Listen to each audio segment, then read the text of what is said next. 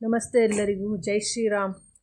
ಇವತ್ತಿನ ವ್ಲಾಗ್ ಬಂದು ನಮ್ಮೂರು ತೀರ್ಥಹಳ್ಳಿ, ಶಿವಮೊಗ್ಗ ಡಿಸ್ಟಿಕ್, ತೀರ್ಥಹಳ್ಳಿ ತಾಲೂಕು. ಇಲ್ಲಿ ಯಾವಾಗಲೂ ಜಾತ್ರೆ ನಡೆಯುತ್ತೆ ಎಳ್ಳು ಅಮಾವಾಸ್ಯೆ ದಿನ.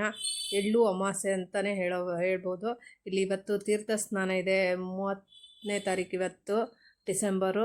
ಜನವರಿ ಅಥವಾ ಫಸ್ಟ್ ವೀಕು ಅಥವಾ ಡಿಸೆಂಬರ್ ಎಂಡಿಂಗ್ ಟೈಮಲ್ಲಿ ಜಾತ್ರೆ ಬರುತ್ತೆ. ಇಲ್ಲಿ ಅಮಾವಾಸ್ಯೆ ದಿನ ಬರುತ್ತೆ. ನನ್ನ ಮಗ ಕ್ರಿಸ್ಮಸ್ ಹಾಲಿಡೇ ಇರೋದ್ರಿಂದ ಊರಿಗೆ ಹೋಗಿದ್ದಾನೆ. ಜಾತ್ರೆ ನೋಡಬೇಕು ಅಂತೇಳ್ಬಿಟ್ಟು. ನಾವೆಲ್ಲ ಚಿಕ್ಕವರಿದ್ದಾಗ ತುಂಬ ಎಂಜಾಯ್ ಮಾಡ್ತಿದ್ವಿ. ಆವಾಗೆಲ್ಲ ಬಸ್ಸೆಲ್ಲ ಕಡಿಮೆ ಇರೋದ್ರಿಂದ ಎತ್ತಿನ ಗಾಡಿ, ಟಿಲ್ಲರು, ಟ್ಯಾಕ್ಟ್ರುಗಳಲ್ಲಿ ಹೋಗ್ತಾಯಿದ್ವಿ ಜಾತ್ರೆ ನೋಡೋಕ್ಕೆ. 3-4 ದಿನ ಇರುತ್ತೆ ಕಂಟಿನ್ಯೂ ಜಾತ್ರೆ. ಅದಾದಮೇಲೆ ಸಂಕ್ರಾಂತಿವರೆಗೂ ಇರುತ್ತೆ. ಸಂಕ್ರಾಂತಿ ಆದಮೇಲೆ ಎಂಡ್ ಆಗುತ್ತೆ. ಅಲ್ಲಿವರೆಗೂ ನಾವು ಜಾತ್ರೆಗೆ 2-3 ಸರಿ ಹೋಗಿ ಬರ್ತಾಯಿದ್ವಿ. ಇವಾಗ ಬೆಂಗಳೂರು ಬಂದಾಗಿಂದ ಜಾತ್ರೆ ಎಲ್ಲ ನೋಡೋದು ತುಂಬ ಕಷ್ಟ. ಯಾಕಂದರೆ ಮಕ್ಕಳಿಗೆ ರಜೆ ಇರಲ್ಲ, ಡ್ಯೂಟಿಗೆ ಹೋಗೋರಿಗೆ, ನಮ್ಮ ಹಸ್ಬೆಂಡಿಗೆ ಡ್ಯೂಟಿ ಇರುತ್ತೆ, ಅದರಿಂದ ಅವ್ರಿಗೂ ರಜೆ ಸಿಗಲ್ಲ. ಬಟ್ ಇವಾಗ ಮಗನ ಉದ್ದೇಶ ಜಾತ್ರೆಗೆ ಹೋಗಬೇಕು, ಅಜ್ಜಿ ಕರ್ಕೊಬರ್ಬೇಕು ಅಂತ ಊರಿಗೆ ಹೋಗಿದ್ದಾನೆ. ಹಾಗೆ ಜಾತ್ರೆನೂ ಮುಗಿಸ್ಕೊಂಡು ಬರ್ತೀನಿ ಅಂತ ಹೇಳ್ದ. ಕ್ರಿಸ್ಮಸ್ ಹಾಲಿಡೇ ಇತ್ತು. ನಮ್ಮ ಮನೆಯವರು 2 ದಿನ ರಜೆ ಹಾಕಿ ಅವ್ರ ಒಟ್ಟಿಗೆ ಹೋಗಿದ್ದಾರೆ. ಹಾಗೆ ಜಾತ್ರೆಗೆ ಹೋಗಿದ್ದಾರೆ. ನಮ್ಮೂರ ಜಾತ್ರೆ ತುಂಬ ಚೆನ್ನಾಗಿದೆ. ಬೆಂಗಳೂರಲ್ಲಿ ನಡೆಯೋ ಥರನೇ ಕಡಲೆಕಾಯಿ ಪರಿಸರ ಹೇಗೆ ನಡೆಯುತ್ತೋ ಅದೇ ಥರ ದೊಡ್ಡದಾಗಿ ನಡೆಯುತ್ತೆ. ತುಂಬ ತಾಲೂಕಲ್ಲಿ ನಡೆಯೋದ್ರಿಂದ ಸುತ್ತಮುತ್ತ ಎಲ್ಲ ಜನರು ಜಾತ್ರೆ ನೋಡೋಕ್ಕೆ ಬರ್ತಾರೆ. ಬೆಂಗಳೂರಿಂದಲೂ ತುಂಬ ಜನ ಹೋಗ್ತಾರೆ. ಬಟ್ ನಾವು ಯಾವಾಗಲೂ ಹೋಗ್ತಾ ಇರಲಿಲ್ಲ. ಬೆಂಗಳೂರು ಬಂದಾಗಿಂದ ಜಾತ್ರೆಗೆ ಜಾಸ್ತಿ ವಿಸಿಟ್ ಕೊಟ್ಟಿಲ್ಲ. ಇಲ್ಲ 1 ಸರಿ 2 ಸರಿ ಹೋಗಿರ್ಬೋದು ಅಷ್ಟೇ. ಅದಕ್ಕಿಂತ ಮುಂಚೆ ಹೋಗ್ತಾ ಇದ್ವಿ. ಬಟ್ ಈ ಸರಿ ನನ್ನ ಮಗ ಜಾತ್ರೆ ನೋಡೋಂಗಾಗಿದೆ, ಖುಷಿ ಆಗ್ತಾಯಿದೆ. ನನ್ನ ಮಗನಿಗೆ 10 ವರ್ಷ ಆದಮೇಲೆ ಅವನು ಜಾತ್ರೆ ನೋಡೋಕ್ಕೆ ಹೋಗ್ತಾ ಇದ್ದಾನೆ ಅಂತ ತುಂಬ ಎಂಜಾಯ್ ಮಾಡ್ತಾಯಿದ್ದಾರೆ. ಅಲ್ಲಿ ರಾಮನಾಮ ಎಲ್ಲ ಬರ್ಸ್ತಾಯಿದ್ರು ಅಂತ ಅವರು ಬರೆದಿದ್ದಾರೆ. ನನ್ನ ಹಸ್ಬೆಂಡು, ನನ್ನ ಮಗ ಇಬ್ಬರು. ಹಾಗೆ ಎಲ್ಲ ಕಡೆ ಅಲ್ಲಿ ರಾಮೇಶ್ವರ ದೇವಸ್ಥಾನ ಇದೆ, ಅದೇ ಫೇಮಸ್ಸು. ಆ ದೇವಸ್ಥಾನದಿಂದನೇ ಜಾತ್ರೆ ಎಲ್ಲ ಶುರುವಾಗೋದು. ಫೇಮಸ್ ದೇವಸ್ಥಾನ ಶ್ರೀ ರಾಮೇಶ್ವರ ದೇವರು.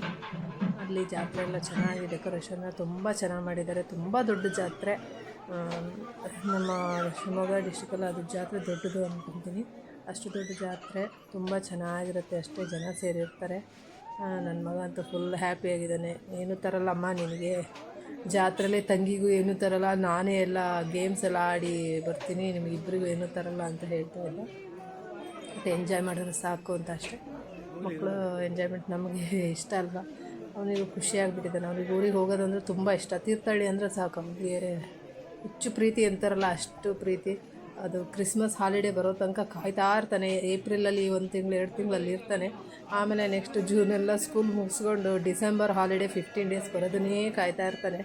ಲೆಕ್ಕ ಹಾಕ್ತಾ ಇರ್ತಾನೆ ಯಾವಾಗ ಕ್ರಿಸ್ಮಸ್ ಹಾಲಿಡೇ ಅಂತ. ಏಪ್ರಿಲ್ ಹಾಲಿಡೇ ಮುಗಿಸಿ ಬಂದು ಕೂಡಲೇ ಕ್ಯಾಲೆಂಡರಲ್ಲಿ ಬರೆದಿಡ್ತಾನೆ, ಇನ್ನು ಎಷ್ಟು ದಿನ ಇದೆ ಡಿಸೆಂಬರ್ಗೆ, ಅವಾಗ ಊರಿಗೆ ಹೋಗ್ಬೇಕು ಅಂತ ಪ್ಲ್ಯಾನ್ ಮಾಡ್ತಾ ಇರ್ತಾರೆ.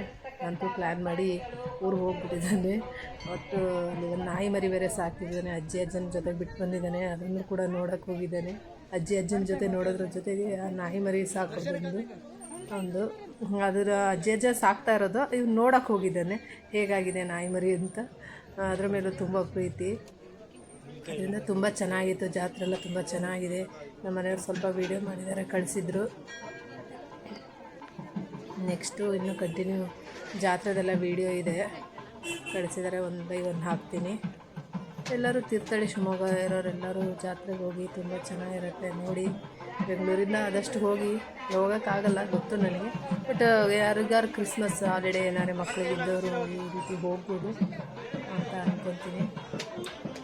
ತುಂಬ ಚೆನ್ನಾಗಿದೆ ತೀರ್ಥಹಳ್ಳಿ ಅಮಾವಾಸ್ಯೆ ಜಾತ್ರೆ. ಆಮೇಲೆ ತೆಪ್ಪ ಎಲ್ಲ ಮಾಡಿ ನದಿನಲ್ಲೆಲ್ಲ ತುಂಬ ಚೆನ್ನಾಗಿರುತ್ತೆ. ಅದು ನೈಟ್ ಪಟಾಕಿ ಎಲ್ಲ ತುಂಬ ಗ್ರ್ಯಾಂಡಾಗಿ ಮಾಡ್ತಾರೆ. ತುಂಬ ಚೆನ್ನಾಗಿರುತ್ತೆ. ಒಂದು ದಡದಿಂದ ಇನ್ನೊಂದು ದಡದಲ್ಲಿ ತೆಪ್ಪದಲ್ಲಿ ದೇವ್ರನ್ನ ಆ ಕಡೆ ತುಂಬ ಚೆನ್ನಾಗಿದೆ. ಕಂಟಿನ್ಯೂ ನೆಕ್ಸ್ಟ್ ವೀಡಿಯೋದಲ್ಲಿ ನೋಡೋಣ. Thank you.